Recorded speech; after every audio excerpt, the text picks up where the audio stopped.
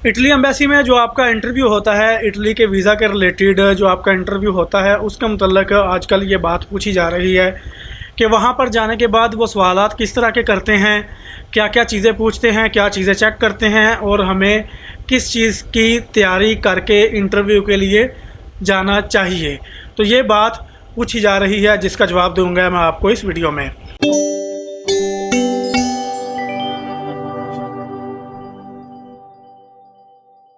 अस्सलाम वालेकुम, welcome to U Y consultant. U Y consultant में खुशामदीद। उम्मीद करता हूँ आप सब खैरियत से होंगे। तो किसी भी एम्बेसी में, बल्कि किसी भी जगह पे, किसी भी काम के लिए अगर बीच में इंटरव्यू इन्वॉल्व है, कोई भी आपका काम है और उसमें रूबरू बातचीत इन्वॉल्व है, बातचीत करनी है, इंटरव्यू है बीच में, तो उसकी तैयारी के लिए सबसे पहली चीज़ ये होती है कि आपको पता होना चाहिए आप किस काम के लिए आए हैं, यहाँ जा रहे हैं। अगर आप यहाँ पर किसी बंदे से बातचीत करने आए हैं तो किस चीज़ के ऊपर आप उससे बात करेंगे, और आपके हाथ में जो चीज़ है, आपके हाथ में अगर उस वक्त कोई पेपर है या कोई और आपके काम के रिलेटेड ऑब्जेक्ट है, तो वो क्या चीज़ है उसका आपको पता होना चाहिए। और दूसरी मेन चीज़ होती है कि आपका जो कॉन्फिडेंस है, वो उसका जो लेवल है वो गिरना नहीं चाहिए। आप जब बात कर रहे हों तो बात इस अंदाज से की जाए कि जैसे ही कोई सवाल आपको पूछा गया है, उसकी आपको जो भी समझ आई है, कोई बात आपसे पूछी गई है और फौरी तौर पर आपके माइंड ने जो पिक किया है कि मुझसे ये बात पूछी गई है, उसका फ़ौरन से जवाब दे दें। सवाल की तफसील को, उसको मज़ीद कह लें कि निकाल के बीच में से कुरेद के, फरोल के बीच में से, सवाल के अंदर में से अपना सवाल ना निकाल लें। जो आपसे पूछा गया है पटाख से उसका जवाब बता दें। अब एम्बेसी में आपका इंटरव्यू हो और अगर आप गए हैं तो आपको पता नहीं है कि आप किस काम के लिए गए हैं, आपके पास चीज़ें क्या हैं, पेपर के अगर आपके हाथ में तो वो क्या चीज़ है, तो आप समझ लें कि आप इधर से ही नाकाम है। बेशक इंटरव्यू ना दें और अपनी एप्लीकेशन कैंसिल करके आ जाएं।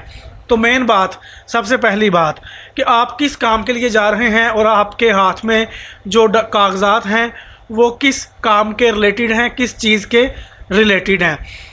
एक मिसाल है कि आपका वर्क वीज़े का इंटरव्यू है, आपने वर्क वीज़ा की एप्लीकेशन जमा करवाई है और अब आपको इटली एम्बेसी से, इटालियन एम्बेसी से कॉल आई है कि जी आपका इंटरव्यू है। वीज़ा ग्रांट करने से पहले आपसे इंटरव्यू लिया जाएगा। इंटरव्यू में आपसे बातचीत करने के बाद आपको वीज़ा दिया या ना दिया जाएगा, इसका फ़ैसला किया जाएगा।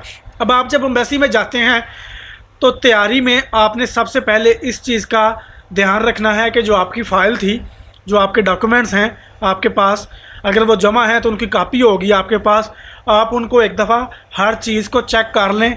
कौन सा पेपर फैमिली रजिस्ट्रेशन सर्टिफिकेट कहलाता है, नादरा का FRC कौन सा पेपर है, इटली से आया हुआ नोलाउस्ता पेपर कौन सा है, इटली से आया हुआ वर्क कॉन्ट्रैक्ट कौन सा है, जो शॉप ऑनर है या किसी भी चीज़ का ऑनर है जहां पर आप काम करने के लिए जा रहे हैं, जिसने आपको परमिट दिया है, कॉन्ट्रैक्ट दिया है, उसके रेजिडेंस कार्ड की कापी कौन सी है, उसके पासपोर्ट की कापी कौन सी है, उसका बिज़नेस, उसका काम किस चीज़ के रिलेटेड है, और आप वहाँ पर जाकर कौन से फ़राइज़ जो है वो सर अंजाम देंगे, आपकी ड्यूटी किस जगह पर लगेगी।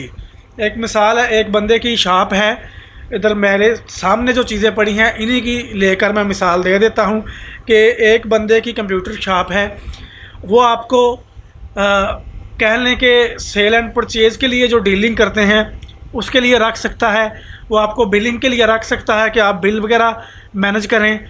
वो आपको जो चीज़ें स्पेसिफिकेशन होती है एक कंप्यूटर के अंदर, क्या क्या चीज़ें लगी हैं लैपटॉप के अंदर, वो पूछ सकता है कि ये चीज़ें आपको याद होनी चाहिए।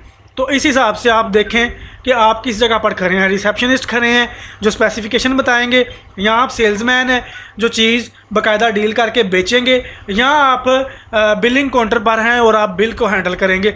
तो आपको पता होना चाहिए कि आप वहाँ पर किस काम के लिए जा रहे हैं। ये एक छोटी सी मिसाल जो फौरी तौर पर मेरे जहन में आई, वो मैंने आपको बता दी है। अब वो आपका इंटरव्यू किस तरह करेंगे, एक बात वो आपसे पूछेंगे कि आपको और आपके ऑनर को, जिसने आपको कॉन्ट्रैक्ट दिया है, आप दोनों को एक ज़ुबान आपस में, जो कॉमन आपकी ज़ुबान है वो कौन सी है।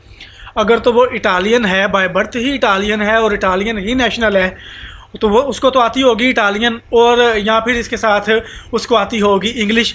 तो आप बताएं आपको कौन सी ज़ुबान आती है? अगर आप उर्दू हैं, पंजाबी हैं, हिंदी हैं, आप इधर सराइकी हैं, आप इधर सिंधी हैं, आपको इटालियन ना आती ना इंग्लिश, तो आप उससे बात किस तरह कर सकेंगे? तो ये एक बहुत बड़ा वीक पॉइंट है। आपको और आपके ऑनर को एक कॉमन लैंग्वेज लाजमी आनी चाहिए जो आपने आपस में बात करनी है।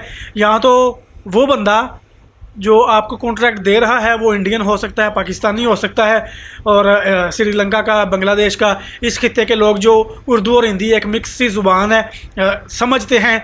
या तो वो बंदा यहाँ का हो सकता है जिसको उर्दू समझ आती हो, या फिर आपको इटालियन या इंग्लिश आती हो, या फिर जो भी उसकी ज़ुबान है। अब कह लें कि वो किसी और स्टेट से आया है, स्पेन से वो गया है इटली में, तो उसको स्पेनिश आती होगी, तो आपको भी उसके साथ बात करने के लिए स्पेनिश आनी चाहिए। तो ये मामला है कि आपकी एक कॉमन लैंग्वेज होना लाजमी है।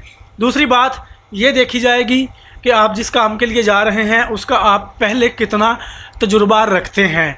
अगर आप कोई ऐसा काम, कोई ऐसी फील्ड बताते हैं जिसमें फिज़िकल मुशक्क़त नहीं होती, आपको ये चीज़ें उठा कर इधर से उधर नहीं रखनी पड़ती, यानी कि आपने जैसे मेरा काम है कीबोर्ड के ऊपर उंगली चलानी है, तो मुझे कोई फिज़िकल मुशक्क़त नहीं करनी पड़ती, तो इसके रिलेटेड वो आपसे आपकी जो मशीनरी है, जो आप चीज़ चलाते हैं, उसके मुतल्लिक़ कुछ बातें पूछ सकते हैं। अगर आपका काम फिज़िकल है, जैसे खेती बाड़ी का काम होता है, आप वहाँ पर जाकर किसी ऐसे बंदे के पास जा रहे हैं जिसके बागात हैं, और उसमें से आप उस चीज़ के जो फ्रूट होते हैं उनको प्लग करेंगे, तोड़ेंगे, और इस काम पे आप जा रहे हैं, वो इस चीज़ का आपसे तजर्बा पूछेंगे। अगर आप मिस्त्री मज़दूर हैं जो ये बिल्डिंग वगैरह बनाते हैं लोग, अगर आप इस तरह के किसी काम पे जा रहे हैं, वो पूछेंगे आपका इससे पहले तजर्बा क्या है, वो आपके ये हाथ वगैरह देखेंगे कि इनमें जो आपने काम बताया है, क्या इसके ऊपर ये जो गैंती बेलचे वगैरह होते हैं इसको पकड़ने के निशान हैं, क्या आपका तजर्बा वाकई आपकी ज़ुबान के साथ दे रहा है, क्या आपकी ज़ुबान आपके तजर्बे के बारे में सच बता रही है। तो वो ये चीज़ भी आपको फिज़िकली देख कर भी ऑब्ज़र्व करेंगे। आप जो भी काम बताएंगे वो आपको एक दफ़ा लुक देखेंगे कि आप क्या दिखने में ये काम पहले कर चुके हैं और काबिल हैं इसके, क्या आप वहाँ पर जाकर ये काम कर लें। तो मेन चीज़ वो आपसे जो आप काम करने जा रहे हैं ये आपको पता होना चाहिए कि आप क्या करने जा रहे हैं, और आपने पहले किया हो और आपको उस काम के बारे में पता हो। ठीक है जी, आपको उस काम की तफसील के बारे में पता हो। आपसे एक बंदा मुझसे आकर ये फ़ौरी तौर पर पूछ ले, ये मेरे सामने लैपटॉप पड़ा है, इसकी स्पेसिफ़िकेशन क्या है, अगर मैं इसको चला रहा हूँ, मैं जानता हूँ इसकी स्पेसिफ़िकेशन क्या है, मैं फ़ौरन बता दूंगा कि इसमें ये चीज़ें लगी हैं। ये मेरा नहीं है, किसी दूसरे का पड़ा हुआ है, यहाँ पर कोई रख गया थोड़ी देर के लिए अमानतन, तो मैं कहूँगा जी पता नहीं जी, देख लें, चेक कर लें खोल के। तो इससे उनको अंदाज़ा हो जाएगा कि आपने ये पहले कितना तजुर्बा हासिल किया और आप कितने काम जोगे हैं। तो आपको कॉमन लैंग्वेज और अपने डॉक्यूमेंट्स के बारे में पता होना चाहिए कि आपके हाथ में क्या है, और जिस काम के लिए आप जा रहे हैं आपको वो पता होना चाहिए कि आप वो क्या करेंगे, और उस काम का पता होना चाहिए कि वो काम कैसे किया जाता है, और ये पता होना चाहिए कि आपने पहले कभी वो काम किया है या नहीं किया।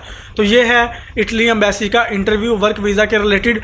और फैमिली वीज़ा के रिलेटेड इटली एम्बेसी में इंटरव्यू वगैरह नहीं होता। वो काम जो इंटरव्यू का काम है वो सिर्फ वर्क वीज़ा सीजनल और नॉन सीजनल दोनों के लिए हो रहा है, लेकिन फैमिली वालों का फ़िलहाल इंटरव्यू नहीं हो रहा।